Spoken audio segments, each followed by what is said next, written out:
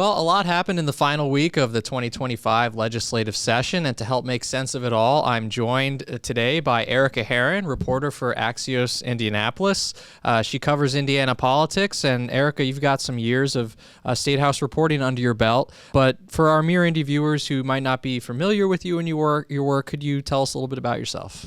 Sure. I'm native Hoosier, born and bred, and went to Butler. I've been covering news in the State House in Indiana for 8 years now. Ooh, that's tough math. Aging myself a bit. This is my 8th legislative session, though. I've covered primarily education at the Indy Star for about 6 years, and then I've been at Axios covering kind of all of state politics and issues specifically focusing on the city for the last 2 years. I've spent some time at the State House, and I know that every year, right around December, January, right before session starts, you start to get a sense of what the big questions are going to be coming that year, what are sort of the big bills and topics. If you can go back all the way to January, talk to us about kind of what were some of the big questions you had coming into this year's session.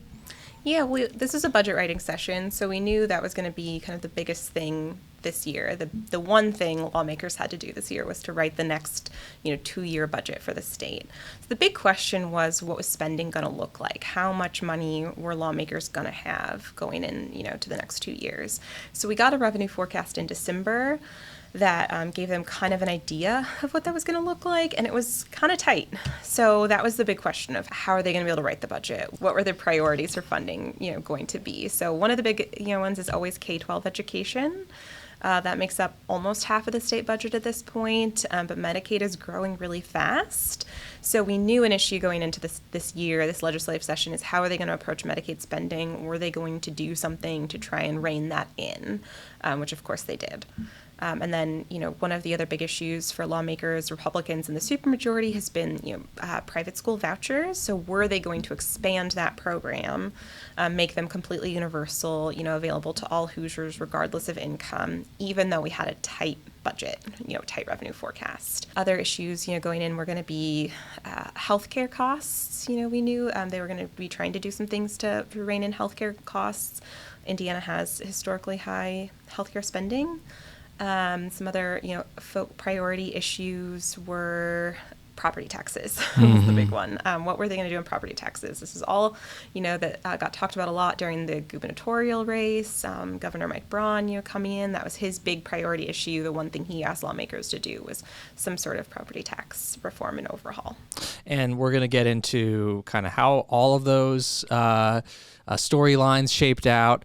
But the first thing I want to ask you about is, as it often is, education was a major issue in this year's session.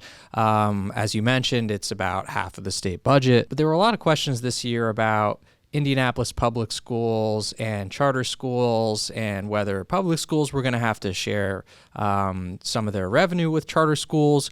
What were people really concerned about this year as it relates to public schools and charter schools? Now remember, Peter, charter schools are public schools.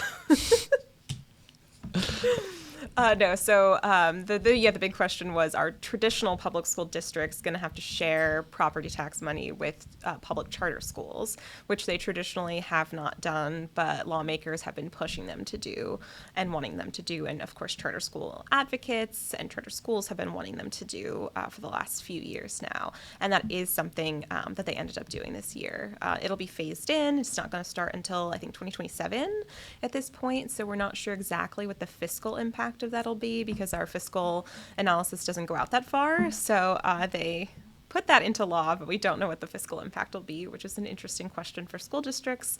And they're still trying to, do some analysis on their own to figure out what that's going to mean for them. There was also talk this session about possibly making school board races partisan, having to declare your political affiliation. Where did that end up? Partisan school board races is another question that lawmakers have been wrestling with for the last few years. There have been a few Republican lawmakers who have been wanting to see this change happen because Indiana has had nonpartisan school board races historically. They haven't been able to get it across the finish line the last few years. They tried again this year. And the pushback has generally been that, A, we don't want to inject politics into, school board policy and school board races because, the decisions the school boards make shouldn't be political, right? They're deciding hiring practices, they're deciding curriculum, these kinds of things that just shouldn't be political. And the other has been, we don't want to turn off, good candidates who maybe don't want to have run political races, who don't want to get involved in politics but want to serve their community in this way. And then also there's some, wonky federal rules that get involved where if you're a federal employee, you can't run in a political race.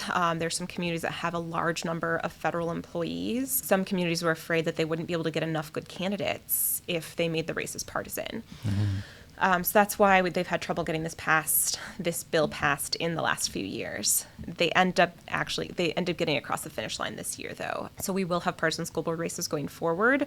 Candidates won't have to go through the normal primary process. It's just they can decide if they want to put an R, a D, or an I for independent next to their name on the general election ballot, or they can choose, to be nonpartisan still on the ballot. But that's a major shift in Indiana.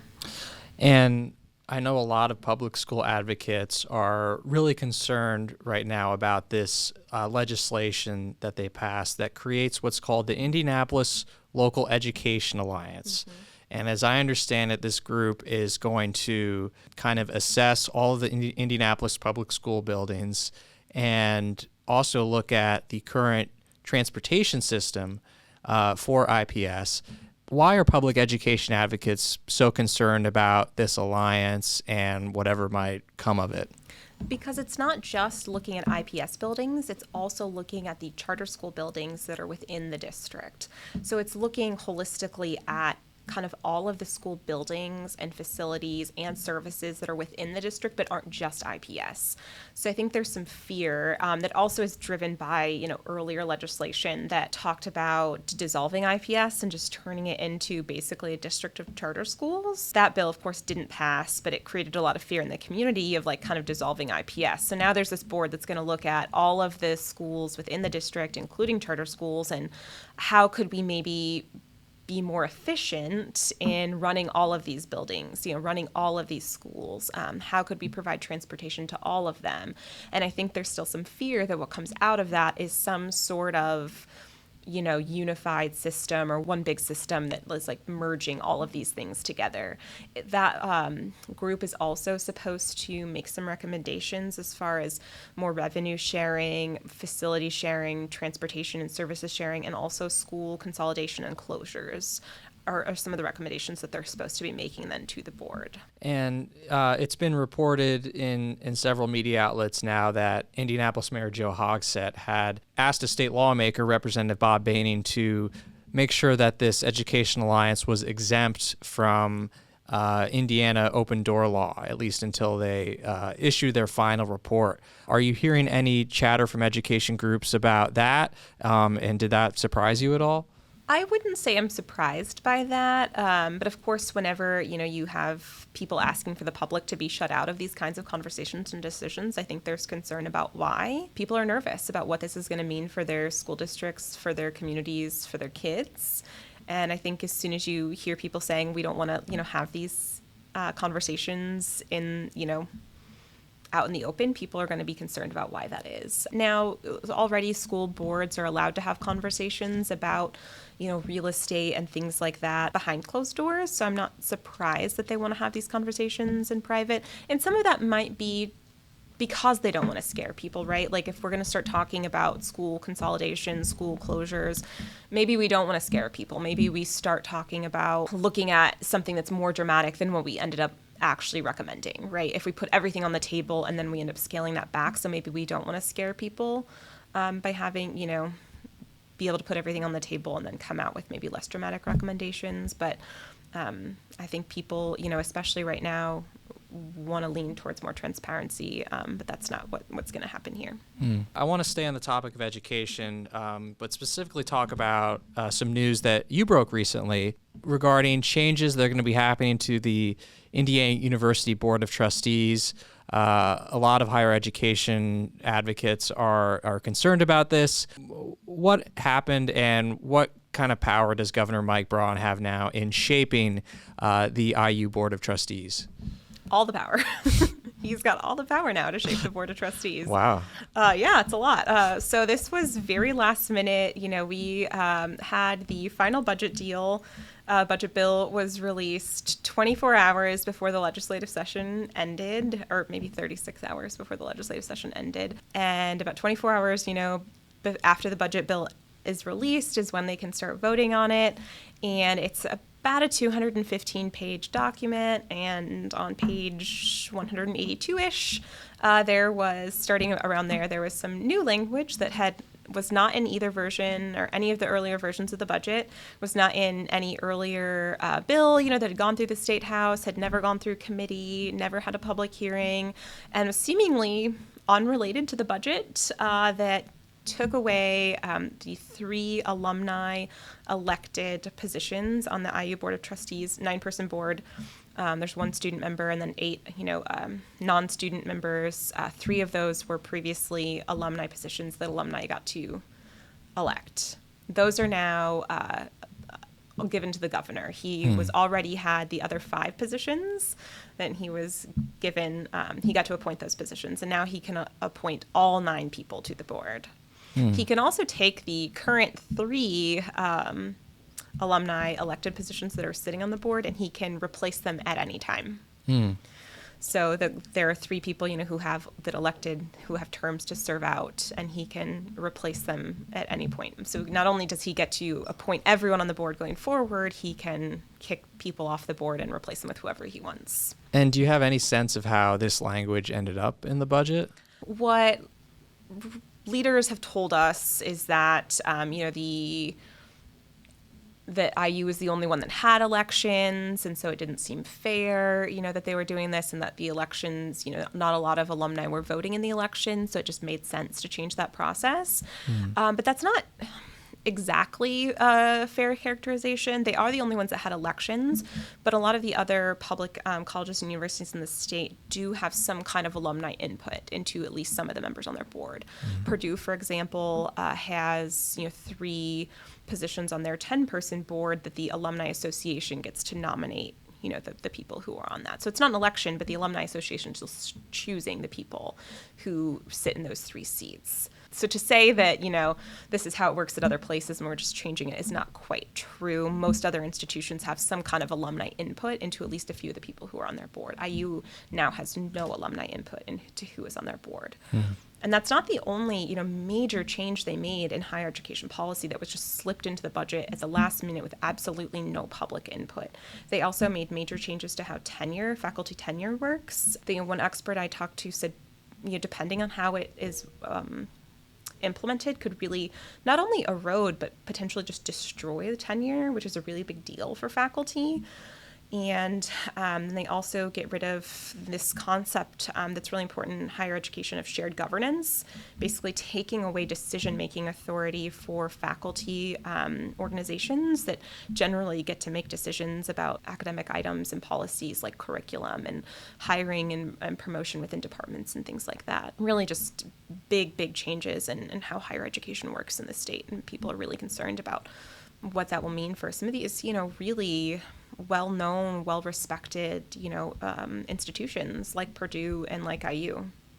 You talked about how a lot of these changes happen at the last minute in the 11th hour. During the last weeks of session, the state got its updated revenue report out, which came in well under expectations, in large part due to the tariffs that we've seen enacted. So walk me through those kind of final weeks at the State House and how that new revenue forecast kind of changed the outcome of the session and how we ended up with this cigarette tax. Yeah, this was kind of fascinating. So we always get the December revenue forecast that we already talked about, and then that's what lawmakers start building their 2-year budget based on the December forecast. But we get one last forecast in April, about a week before the session ends, and that's kind of a final look at, okay, what do we actually have to spend? And they usually have to make some kind of adjustment to the budget based on that forecast. This April forecast was historically bad. I mean, they had a $2 billion difference in the wrong direction between the December forecast and the April forecast, which means all of a sudden the numbers they had been using to build their budget were $2 billion off. They had to cut $2 billion out of a 2-year budget. Wow. It's huge. I mean, to give you some kind of context, when they got the same kind of forecast in 2009 during the recession, it was 1.9 billion. So this was worse. We trended, we lost our forecast, went in the wrong direction, was revised down more than it was even during the Great Recession. Budget writers, Senator Ryan Mishler, who's been at the State House for 2 decades, is their top budget writer in the Senate. He was shocked. He said this revenue forecast scared him more than that one did. And he said he was expecting the forecast to be worse, but he was expecting it to be worse by like $1 billion. And it was $2 billion. So they had this huge budget gap that they had to figure out with a week to go, about 10 days, or maybe 8 days to go. So all of a sudden they had to figure out, do we cut $2 billion worth of spending from what we were planning, which was already pretty tight, right, or do we find some way to raise revenue? So what they did was a little bit of both. They implemented this $2, raise the cigarette tax by $2 a pack, which, is a major policy change to make at the kind of this last minute. But it's something that they have been talking about for years. The Indiana Chamber of Commerce have been asking for this for years. The Democrats have been proposing this for years. It actually had gone through the House. The Indiana House had passed this. The Senate had really been the ones who'd been opposed to this and had been kind of standing their ground against it for a long time. But they had signaled earlier in the session that this is something they would consider. And they were just kind of waiting to see what this last forecast looked like. So when the forecast was so bad, we all kind of expected that they might do this. And that's going to raise about $800 million over the next 2 years. And they're putting that towards Medicaid, which is the fastest growing part of the budget. So that really helped, plug a lot of this hole. And then they, started looking at spending cuts, to make up the rest of that shortfall.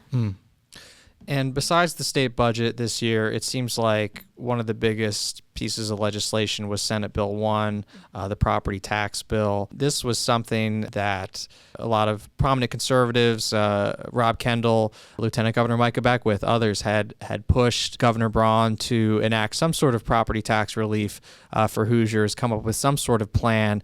But it seems like a lot of people weren't really happy with the outcome on either side of the issue. So do we have any sense of whether this Senate Bill 1 is going to have any kind of meaningful impact for people financially? Not really. I think even leadership has said we're not sure what the outcome of this will be. Most people are going to see their property tax bill will go down next year. The majority of Hoosiers will have a lower property tax bill in 26 than they had in 25.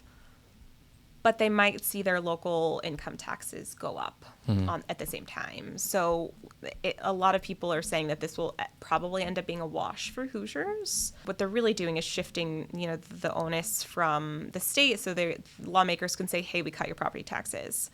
But then, the local units of government that depend on those property taxes to, fund services at the local level are then going to have to decide if they can make do with less money or if they're going to use this tool that lawmakers gave them of raising their local income taxes, if they're going to use that tool then to backfill. So they can turn around and just say, hey, we're actually raising local income taxes to then pay for those services. So you might have a lower property tax bill and then see your local income taxes go up at the same time to offset those losses. And that's what a lot of people are saying is this is kind of, if you've heard this criticism that's like smoke and mirrors, that's what people are saying that because they cut property taxes but then gave a new tool to locals to help offset the losses. Which is why you call it a wash. Yeah. So you might pay less on your property tax bill, but you might pay more in local income taxes at the same time. We saw language appearing in different bills that would criminalize homelessness.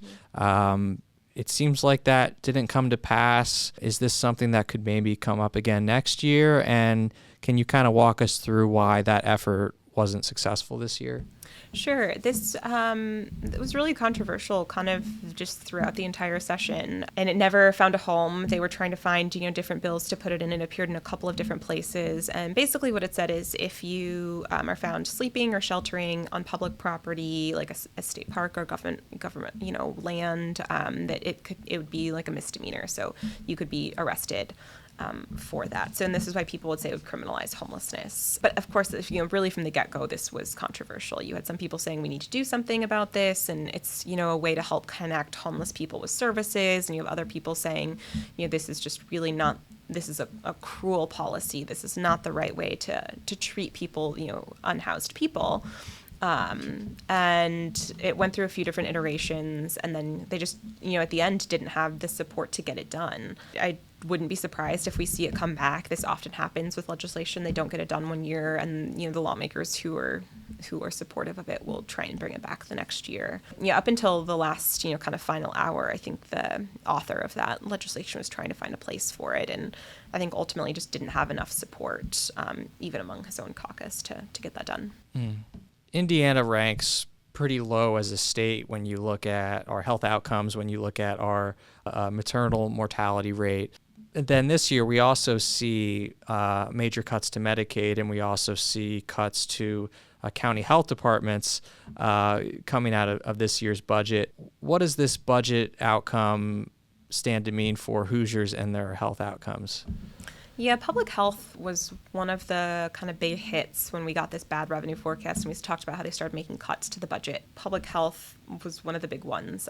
First they put a cap on Medicaid, the Medicaid expansion. They put these work requirements on it. So I think we'll definitely see fewer people who are on Medicaid, going forward. Not necessarily because there are tons of people who are, defrauding the system or who are accessing services who shouldn't be, but there have been studies in other states that have put work requirements on Medicaid and found that most people who can work are already doing so. All of these extra steps for redetermination and for having to put all these extra paperwork that they ask of people ends up just kicking people off who actually do qualify but get caught up in all of the extra paperwork and red tape that they're putting in place. So we're expected to see fewer people who are on Medicaid going forward. So people are going to lose coverage that way. And then we also saw our public health funding, which was just really beefed up 2 years ago. It's at $150 million this year. That's been cut back to just $40 million for the next 2 years, just a massive cut. And this is something that 2 years ago they were talking about exactly what you're talking about. Our health outcomes here are terrible. What can we do about it? We're going to really beef up our public health funding. So we're going to ask all of our county health departments, if you want access to this beefed up funding, here are all of these kind of baseline services we want you to start providing for Hoosiers to make sure everyone has access to, at a bare minimum, these kind of core services that have to do with tobacco cessation, chronic diseases, obesity, things like that, to make sure everyone has, we're addressing some of these, our big issues. And if you provide these, then you can get access to this, increased funding. So it's $150 million this year. Originally, they were we have a tight budget, so we're going to cut that down to $100 million a year. And then when they got the bad revenue forecasts, they cut that down to just $40 million a year. So public health took a really big hit in this budget. Since the Trump administration has come to power, there's been major effort against diversity, equity, and inclusion initiatives. And this seemed like a year where that issue was also prominent at the State House. What efforts were happening to sort of curb DEI measures at the State House this year?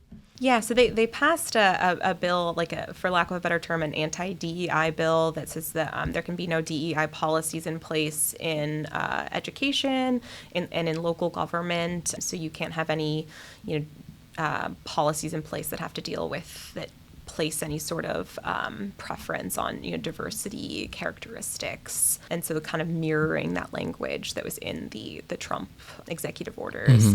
And Governor Mike Braun also signed a similar executive order putting in place for Indiana a similar policy that gets rid of what DEI and puts in place what he calls MEI, which is, instead of diversity, equity, inclusion, it's merit, excellence, and innovation. Well, Arika, it's been great having you here. I want to thank you for joining us. Where can people learn more about your work? Yeah, thanks so much for having me. And you can go to axios.com/Indianapolis to read my work and sign up for our daily newsletter. It's free. Awesome. Well, thanks. Yeah, thank you. Mirror Indy.